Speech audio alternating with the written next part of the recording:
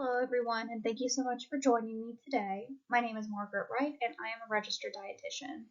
I am also a graduate student working towards my master's degree in nutrition at the University of Central Arkansas. Today we will be discussing the popular belief held by many that breakfast is quote-unquote the most important meal of the day, and whether this so-called rule of nutrition is based in science. Now before we begin, I want you to visualize what breakfast looks like to you. Maybe think back to what foods you had for breakfast this morning, or you could even think about what breakfast foods you loved to eat as a kid. Now, what breakfast looks like can vary dramatically based on who you're asking. For one person, they might say that breakfast is a morning glazed donut in the office break room, or a bowl of fruity flavored cereal that they always had in the pantry. For others, like myself, breakfast might just be a to-go cup of black coffee as they run out the door to go to work. However, for many, especially in industrialized countries like the United States, breakfast could look like an empty plate. In recent years, an increasing number of people report skipping breakfast entirely. Now, before we dive into what breakfast is like today, I'd like to take a minute to go back in time and see what breakfast used to be and how the phrase, breakfast is the most important meal of the day, actually came about. Throughout American history, what someone ate for breakfast could vary dramatically depending on where they lived and their economic status. Breakfast meals prior to the mid-19th century could include maybe what we would think of as traditional breakfast foods like pancakes and eggs, but if somebody was affluent enough and lived in the right place, their breakfast meal could consist of beefsteaks and even oysters. In fact, the ready-to-eat cereal did not begin to gain popularity until almost the turn of the 20th century when Kellogg's invented the cornflake. Now, over the next few decades, food manufacturers created a plethora of breakfast cereals that they touted as the optimal breakfast option. However, companies struggled to convince the public that these foods were worth adding to their regular diet. In fact, in order to sell more grape nut cereal, in 1944, General Foods developed a marketing campaign that consisted of pamphlets and radio ads claiming that nutrition experts say breakfast is the most important meal of the day. Ads like these helped skyrocket the ready-to-eat breakfast cereal as an American breakfast staple and solidified the notion that breakfast was an essential meal in the American diet. Today, breakfast is defined as the first meal of the day, usually eaten within 2 hours of rising and initiating daily activity. This meal offers roughly 20 to 35% of daily energy intake. Common breakfast foods include, but are not limited to, ready-to-eat cereals like Fruity Pebbles and Frosted Flakes, pastries like donuts and muffins, hearty proteins including bacon and sausage, and beverages like orange juice and milk. Recently, popularity of breakfast staples such as cereals and orange juice have taken a dive, while consumer preference for all-day breakfast offerings like egg sandwiches and hash brown cakes from fast food establishments like Arby's and McDonald's have steadily risen. Knowing the history of the American breakfast and consumer trends is important because the contents of the breakfast foods eaten are just as, if not more important, than what time of day these foods are consumed. Now that we've gone through the history and definition of breakfast, we can now discuss whether the popular notion has any legs to stand on. Moving forward, we will discuss what makes a healthy breakfast, the benefits of eating breakfast, and the disadvantages to those who choose to skip breakfast entirely. Before we start discussing the pros and cons of breakfast eating, I think it is important that we discuss just what a quote-unquote healthy breakfast really looks like.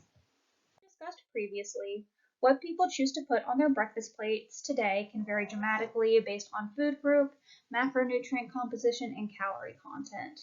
One person's typical breakfast could consist of yogurt and a piece of fruit, while another might commonly opt for a daily glazed donut and an iced latte from Starbucks. For this reason, understanding what a healthy breakfast should look like is crucial in supporting the importance of breakfast in somebody's diet. While there are no hard and fast rules for foods that should be included or excluded in one's diet, there are general guidelines available that offer an idea of what a quality breakfast should look like. The Mayo Clinic recommends that breakfasts should include whole grains, lean protein, low-fat dairy, and fruits and vegetables.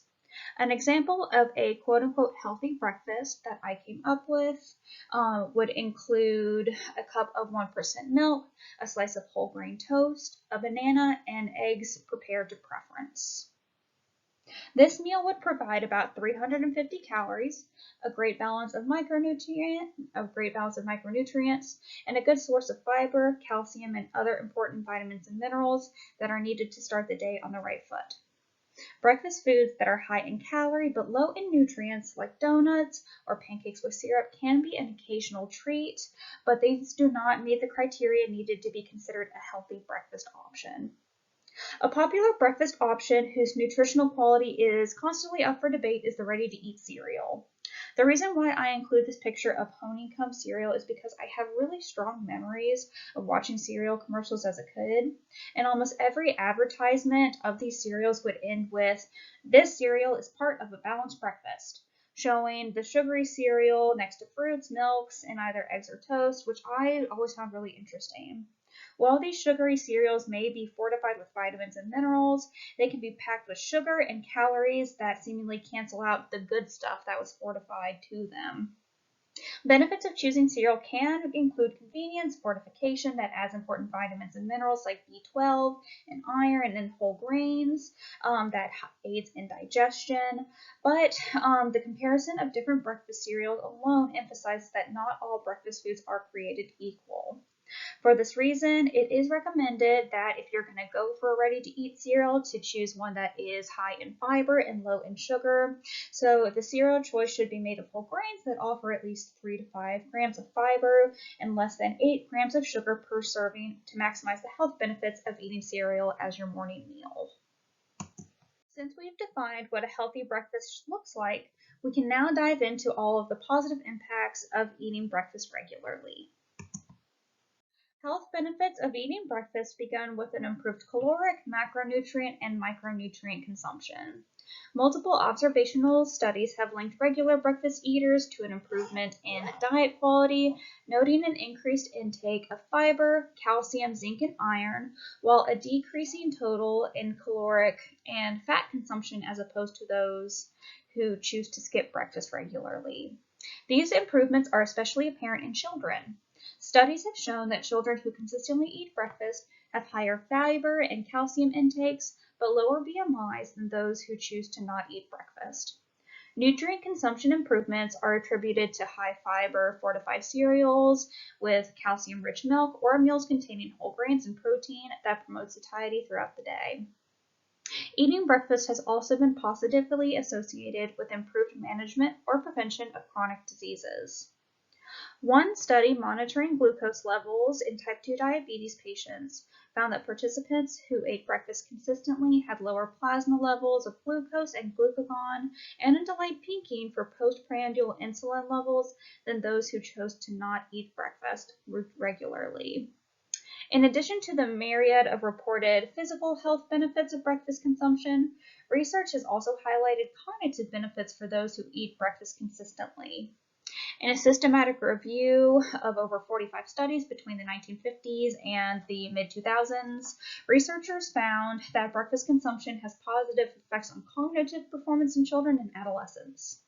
Cognitive aspects that improve with breakfast consumption include improved memorization and attention span, which are of great importance to people of any age, but especially for school-age children. Low glycemic index foods like whole grains, low sugar cereals, and eggs were found to be the most successful in influencing these positive cognitive functions. Finally, we are going to discuss the negative effects on those who choose to skip out on eating a regular breakfast meal. In contrast to all of the benefits of eating breakfast for both physical and cognitive health, there are apparent disadvantages for those who choose to skip breakfast regularly. People may choose to skip breakfast for a variety of reasons. These reasons could include maybe not having enough time to eat in the morning, not feeling hungry first thing in the morning, or it could even be a means of caloric restriction to try to lose weight. Skipping breakfast has become more common in children, especially in recent years, as up to 36% of adolescents in North America report not eating breakfast regularly. While skipping breakfast can have an undesirable impact on people of any age, skipping breakfast has been shown to have an especially negative consequence on children and adolescents. Health disadvantages for those who skip breakfast are rather apparent. As mentioned in the previous section, studies have shown that skipping breakfast can be associated with an increased waist circumference and obesity rates in children. Skipping breakfast has also been found to be negatively associated with insulin sensitivity and elevated levels of total cholesterol and low-density lipoprotein in women and children. Cognitive disadvantages of skipping breakfast include reduced memorization and concentration abilities, which can undesirably impact children's school performance. Another disadvantage of breakfast skipping that I do want to highlight is the negative impact of exercise performance. Multiple studies have demonstrated that an intake of a high carbohydrate breakfast at least 3 hours prior to activity showed an increase in exercise capacity compared to those who had no breakfast meal. However, this research does not support the increased performance ability if the activities took place in the later hours of the afternoon or the evening. This information was especially interesting to me because I've begun to exercise more in the morning since it's been getting darker earlier outside.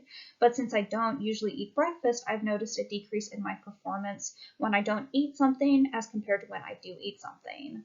It is important to highlight throughout all of this that these reported health disadvantages of skipping breakfast can be impactful for many, such as children or morning exercisers, but they are not universally applicable. Now, based on all of the information that we've discussed, there are a couple of takeaways that I hope you're able to get from this presentation. First, what you eat is just as important as when you eat it. While it does seem to be important that eating something within the first couple of hours of the day can have really great benefits, you need to make sure that what you're putting on your plate is beneficial to both your health and nutrition status. While it might seem appealing to have a breakfast of pancakes and syrup or just an easy donut on the way out, eating those calorically dense but micronutrient deficient foods are not going to be nearly as impactful in terms of health, nutrition status if you were to eat some whole grains, lean proteins, and fruits and vegetables. Additionally, it does seem that eating breakfast can be beneficial for many, but not for all. I believe that eating breakfast is especially important in children and adolescents, especially school-age children, to help them with growing cognitive abilities.